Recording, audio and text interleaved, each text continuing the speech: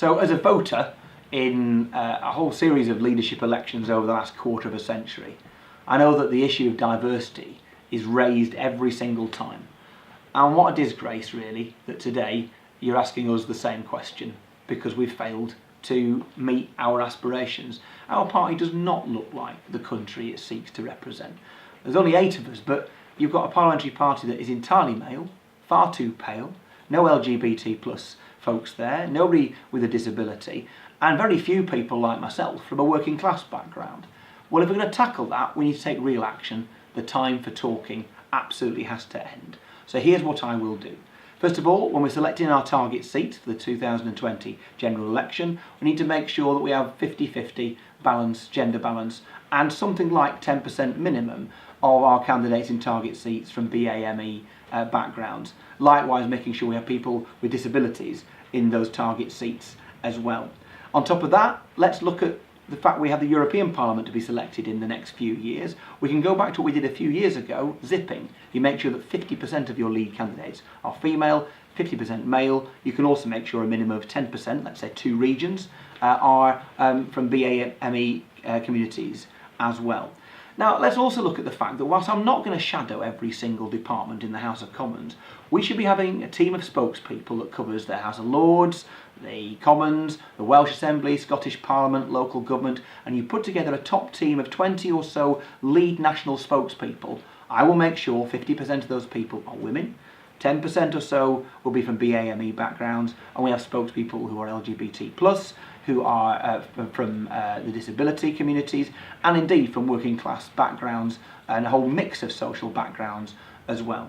The fact that we have a parliamentary party of 8 white, straight, pale blokes should not tell us that the leadership programme that Sal Brinton, our excellent current party president, instigated at the beginning of this parliament, it should not tell us that that programme has failed. It hasn't. It just hasn't been given the time yet.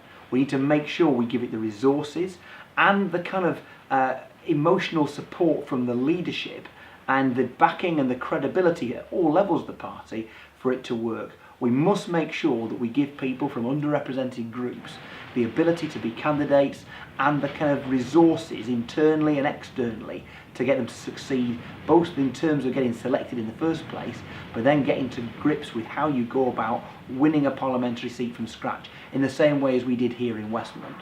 During my time as party president, post I enjoyed doing for 4 years, I dealt with the huge challenges that led to the commissioning of the Morrissey report, and then I led the work in putting that report into practice. And I think we've made great strides forward, but only from a base which was hugely troubling. Now we now know that with a new pastoral care officer, with training at all levels of our party to deal with diversity, and with new coping mechanisms throughout the party as to how we deal with complaints and issues to do with inappropriate behaviour, that we've made big steps forward. And I've always said that we have to get something good out of the dreadful circumstances that led to the instigation of the Morrissey report. And that's something good to my mind, and that I want to carry on if I become leader, is that we have the gold standard. That other parties, other pressure groups, NGOs would look at the Liberal Democrats and think that's the way to deal with those sorts of issues. That's the way to manage and maintain diversity, safety, balance within a political party, within an organisation of this kind. It's not up to me as leader to impose on the party a deputy leader, but I'm making it absolutely clear now that I want us to have a deputy, a leader's deputy, who is a woman. And we need to make sure that that happens, and happens soon.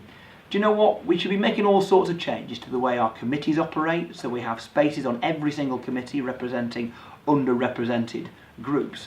But in the end, this is about the leader setting an example in everything that they do. And any informal meeting that takes place in the leader's office, the leader's involved with, that is unbalanced in terms of gender balance, in terms of people from different backgrounds, BAME communities, any unbalanced meeting means that you're going to end up with decisions that are unrepresentative and that are frankly bad. And it's about who the leader chooses to advise them. Do you surround yourself with people like you? Or do you surround yourself with people who are from a specific set of backgrounds? Because that's where the example gets set, and where bad examples get set, and when bad habits start. And that might well be completely benign, A leader might choose to do that for totally and utterly innocent reasons, but the consequences can be disastrous.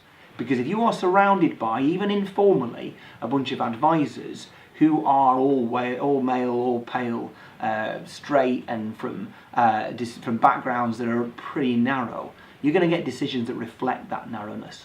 So as your leader, I will be utterly vigilant in making sure that the people around me, the people I meet with, the people I spend time with, the people who advise me, those people are balanced in terms of where they come from gender balance, from BAME balance, making sure people from disability communities, from LGBT plus communities, from a whole range of social backgrounds. Because if you're advised in a narrow way, you'll make decisions that are equally narrow, and we're not having that.